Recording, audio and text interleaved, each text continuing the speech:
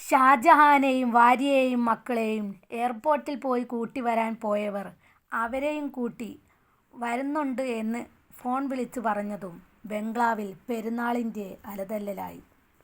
ബംഗ്ലാവിനുള്ളിലുണ്ടായിരുന്ന ബന്ധുക്കളും ജോലിക്കാരുമെല്ലാം അവരുടെ വരവും കാത്ത് പുറത്ത് വന്ന് നിൽപ്പുറപ്പിച്ചു.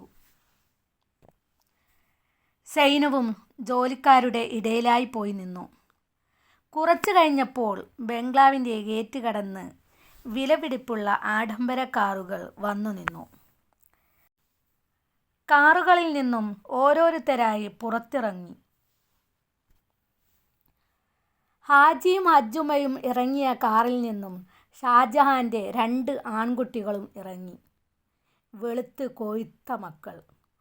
ഒരാൾക്ക് 12 വയസ്സും മറ്റേ ആൾക്ക് 10 വയസ്സുമാണ് പ്രായം. സാഹിബുമാരുടെ മക്കളെപ്പോലെയുണ്ട് അവരെ കാണാൻ. സൈനുവിന് ആ മക്കളെ കണ്ടപ്പോൾ ഓമനിക്കാനുള്ള വാത്സല്യം തോന്നിപ്പോയി. നല്ല ഓമനത്തമുള്ള മക്കൾ.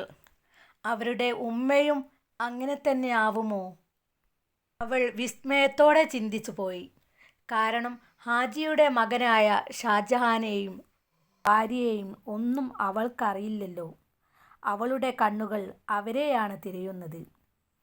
ജോലിക്കാരികൾ ഇഷ്ടത്തോടെ പറയുന്ന, അവർ കാണാൻ ആഗ്രഹിക്കുന്ന അവരുടെ കണ്ണിലുണ്ണിയായ ഹാജിയുടെ മരുമകളെ.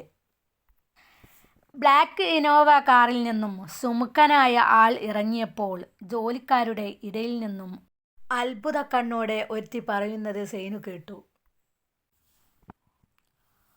"ഓ, നോക്കണേ, ഷാജഹാൻ ഇപ്പോഴും ആ പഴയ ചുള്ളക്കുട്ടൻ തന്നെ."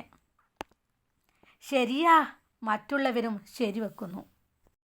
സൈനുവും കണ്ടു കാറിൽ നിന്നിറങ്ങുന്ന വെളുത്ത് സുമുഖനായ സുന്ദരനെ. "അതാണോ ഷാജഹാൻ?" അവൾ അയാളെ കണ്ണു ചിമ്മാതെ നോക്കി നിന്നുപോയി. തൻ്റെ സ്വപ്നത്തിൽ ഇതുപോലുള്ള ആളെയായിരുന്നു താൻ പണ്ട് മോഹിച്ച് കാത്തിരുന്നത്. പണക്കാരും സുന്ദരന്മാരും തന്നെ ചോദിച്ചു വന്നിട്ടുണ്ട്. താൻ സമ്മതം മൂളിയിട്ടും പണമില്ലാത്തതിൻ്റെ പേരിൽ ആ ആലോചനകളെല്ലാം മുടങ്ങിപ്പോയി.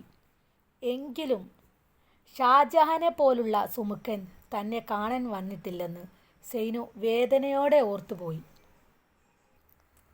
അവൾ മോഹങ്ങൾ നഷ്ടപ്പെട്ട വേദനയോടെ ഷാജഹാൻ ഇറങ്ങിയ കാറിന് നേരെ നോക്കി നിന്നു, ആ സുന്ദരൻ്റെ വധുവിനെ കാണാൻ.